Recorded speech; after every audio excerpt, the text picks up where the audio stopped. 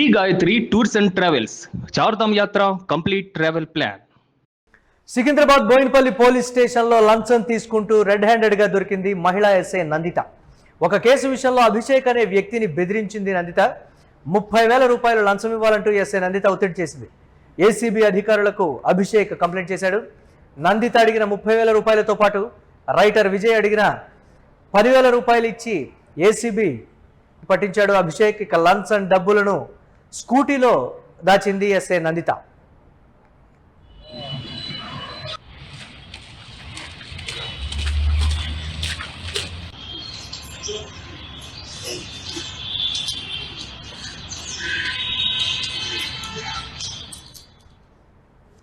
ఇక మహిళా ఎస్ఐ లంచం తీసుకుంటూ దొరికిపోయినటువంటి ఘటనకు సంబంధించి మరిన్ని అప్డేట్స్ మా కరెస్పాండెంట్ సత్య అందిస్తారు.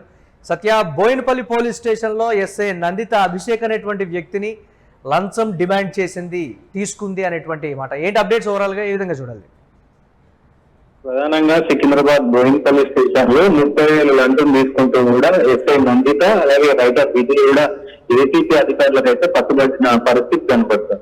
అంటే ఇటీవల కాలంలో పోలీసులు వ్యవహరిస్తున్నటువంటి తీరు చూస్తే ఖచ్చితంగా చట్టానికి న్యాయానికి ప్రతిరూపాలు ఎవరైనా ఉంటారంటే అది పోలీసులు అనేది ఒక డైలాగ్ ఉంటుంది మురళి. సో అదంతా కూడా సినిమాల్లో చెప్పుకోవడానికి బాగుంటుంది కానీ ఎక్కడ పడితే అక్కడ లంచాలు కావచ్చు, అసంఘిక కార్యకలాపాలు కావచ్చు, స్టేషన్ వచ్చినటువంటి వాళ్ళని మభ్య పెట్టడం కావచ్చు, ఇవన్నీ కూడా మనం ఈ మధ్య కాలంలో చూస్తున్నాం. పోలీసుల పైన ఎంత ఘోరమైనటువంటి కేసులు అవుతున్నాయి, ఎంతమంది లంచాలు తీసుకుంటున్నారు అనేది కూడా ఈ మధ్యలో చూస్తున్నాం. అయితే ఈ కేసుకు వచ్చేసరికి అభిషేక్ అనే యువకుడు ప్రేమ వివాహం చేసుకున్నాడు. అయితే ప్రేమ వివాహం చేసుకున్నాడు, తల్లిదండ్రులు ఆ ప్రేమ వివాహానికి అంగీకరించలేదు. అయితే మాకు కొంత మరి తల్లిదండ్రులు ఇబ్బంది ఉందని చెప్పి, తల్లిదండ్రులతో కొంత భయం ఉందని చెప్పి బోయినపల్లి పోలీస్ స్టేషన్ కి వెళ్ళిండు. ఆయన బోయినపల్లి పోలీస్ స్టేషన్ కి వెళ్తే అక్కడ కేసు నమోదు చేసుకున్నటువంటి ఎవరైతే ఈ ఎస్ఐ ఉందో ఆ ఎస్ఐ అటు వాళ్ళ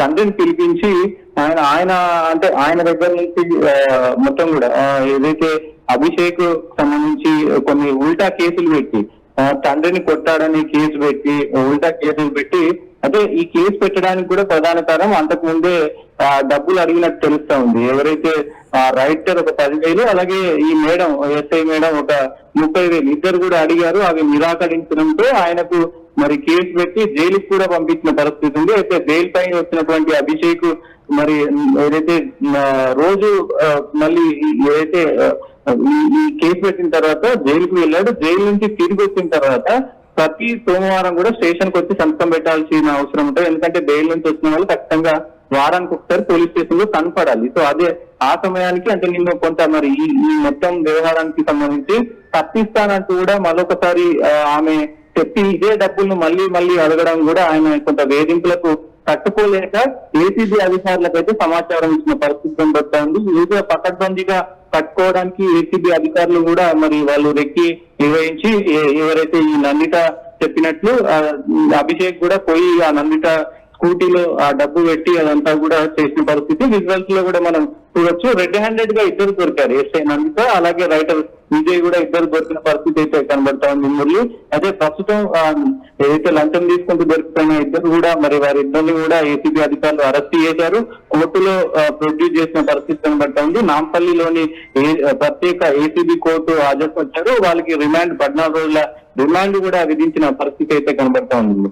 బాధితుడు ఏం చెప్తున్నాడు అభిషేక్ దీనికి సంబంధించి? ఏ విధంగా అంటే అక్రమ కేసులు కూడా పెడతారు అనే దానికి సంబంధించి కూడా ఉన్నతాధికారులు ఏమైనా రెస్పాండ్ అవుతున్నారా? ఈ విధంగా పోలీస్ స్టేషన్ కు వచ్చినటువంటి వ్యక్తుల దగ్గర లంచం తీసుకోవడమే కాకుండా పైగా అక్రమ కేసులు కూడా బనాయించేటువంటి పరిస్థితి ఉందనేటువంటి దీనికి సంబంధించి ఏంటి? అయితే ప్రస్తుతం ఏసీబీకి సంబంధించి డిఎస్పీ శ్రీధర్ బాబు ఆధ్వర్యంలో బోయినపల్లి పోలీస్ స్టేషన్ లో కొంత విచారణ అయితే జరుగుతుంది. అదే ఇప్పుడు ఈ లంచాలే కాకుండా గతంలో ఏమైనా ఇట్లాంటివి చేశారా, అసలు ఎంత మేర వీటన్నిటిని కూడా చేస్తా ఉన్నారు, ఎప్పటి నుంచి ఏ స్టేషన్లలో వాళ్ళ పోస్టింగ్ ఉంది, ఇవన్నీ కూడా ఆరా తీసుకున్న పరిస్థితి కనబడుతుంది.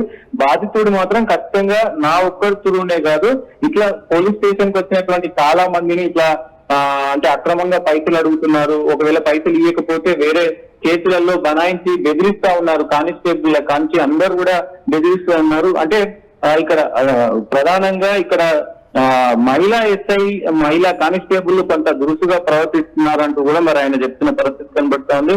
ఖచ్చితంగా ఇలాంటి చర్యలు చేపట్టడం వల్ల రాష్ట్రంలో చాలా మంది అంటే చాలా నీతివంతమైనటువంటి నీతివంతమైనటువంటి పోలీసులు ఉన్నారు, టీపీలుగా ఉన్నారు, డీజీపీలుగా ఉన్నారు, ఎస్పీలుగా ఉన్నారు, డిఎస్పీలుగా ఉన్నారు. కానీ ఇలాంటి కొంతమంది ఇట్లాంటి పనులు చేసినప్పుడు కొంత మరి పోలీసు వ్యవస్థకి పోలీస్కి అంతటికి కూడా కొంత మచ్చ వచ్చే అవకాశం ఉంది. కాబట్టి పోలీసులు కూడా దీనిపైన కొంత గట్టి చర్యలు తీసుకుంటామని కూడా చెప్తున్న పరిస్థితి అయితే కనబడుతోంది.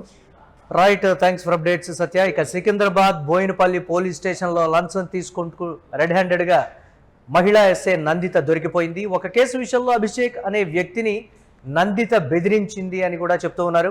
30,000 రూపాయలు లంచం ఇవ్వాలంటూ కూడా ఎస్ఐ నందిత ఆ కేసుకు సంబంధించి ఒత్తిడి చేసినట్లుగా కూడా తెలుస్తోంది. ఏసీబీ అధికారులకు ఎవరైతే బాధితుడు ఉన్నారో అభిషేక్ అతను కంప్లైంట్ చేశాడు.